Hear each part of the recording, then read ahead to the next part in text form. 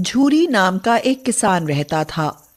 झूरी के पास दो बैल थे, हीरा और मोती।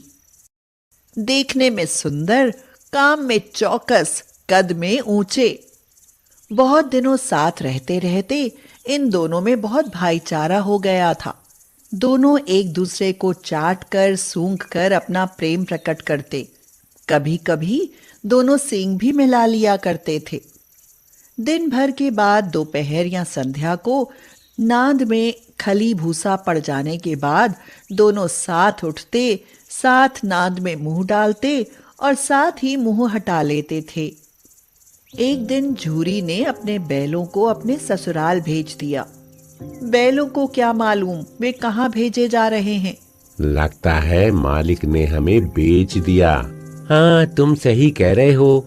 झूरी के साले गोपाल को घर तक गोई ले जाने में उसके तो पसीने छूट गए। वह पीछे से हाँकता तो दोनों दाएं बाएं भागते, लात मारता तो दोनों सींगे नीची करके हुंकारते। हमने तो मालिक की सेवा करने में कोई कसर नहीं रखी। अगर इतनी मेहनत से काम ना चलता था और काम ले लेते। हाँ, हमें तो मालिक की चाकरी में मर जाना कबूल था। हमने कभी दाने चारे की शिकायत नहीं की। उसने जो कुछ खिलाया वो सिर झुकाकर खा लिया। फिर भी उसने हमें इस जालिम के हाथ क्यों बेच दिया? संध्या समय दोनों बैल अपने नए स्थान पर पहुंचे। गोपाल ने दोनों को बांध दिया। दिन भर के भूखे थे, लेकिन जब नांद में लगाए गए तो एक ने भी उसमें मुंह नहीं डाला। मालिक का घर हमने अपना घर समझ रखा था, वो आज हमसे छूट गया। ये नया घर, नया गांव, नए आदमी, सब बेगाने से लगते हैं। दोनों बैलों ने आपस में सलाह की कि जब रात के अंधेरे में पूरा गांव सोता पड़ा होगा तो हम दोनों रस्सी तोड़कर यहाँ से भाग जाएंगे। दोनों बैलों ने वैसा ही किया। रात में जब पूरा गांव सो रहा था तो उन्होंने एक एक झटके में अपनी रस्सियां तोड़ ली। झूरी प्रातःकाल सोकर उठा तो देखा कि दोनों बैल चरनी पर खड़े हैं।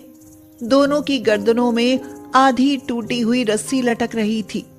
घुटने तक पांव कीचड़ से भरे हैं और दोनों की आंखों में गुस्से के साथ साथ स्नेह झलक रहा है। झूरी ने दौड़कर उन्हें गले लगा लिया। झूरी की स्त्री बेला ने बैलों को द्वार पर देखा तो वह जल उठी। वह बोली, कैसे नमक हराम बैल हैं कि एक दिन वहां काम न किया, भाग खड़े हुए। अरे नमक हराम क्यों है? चारा दाना ना दिया होगा तो क्या करते बेचारे। बस तुम ही तो बैलों को खिलाना जानते हो, और तो सभी पानी पिला पिला कर रखते हैं। हाँ। चारा मिलता तो क्यों भागते? भागे इसलिए कि वे लोग तुम जैसे बुद्धुओं की तरह बैल को सहलाते नहीं, खिलाते हैं तो रगड़कर जोतते भी हैं। ये दोनों ठहरे कामचोर भाग निकले। अब देखो कहाँ से खली और चोकर मिलता है। सूखे भूसे के सिवा कुछ ना दूंगी, खाए चाहे मरे। वही हुआ। बैलों को खाली सूखा भूसा दिया गया। बैलों ने नाद में मुंह डाला तो फीका फीका, ना कोई चिकनाहट ना कोई रस। दूसरे दिन झूरी का साला फिर आया और बैलों को ले चला। अब की उसने दोनों को गाड़ी में जोता। मैं ये गाड़ी को खाई में गिरा दूंगा। पर हीरा समझदार था। हीरा ने संभाल लिया। संध्या समय घर पहुंचकर उसने दोनों को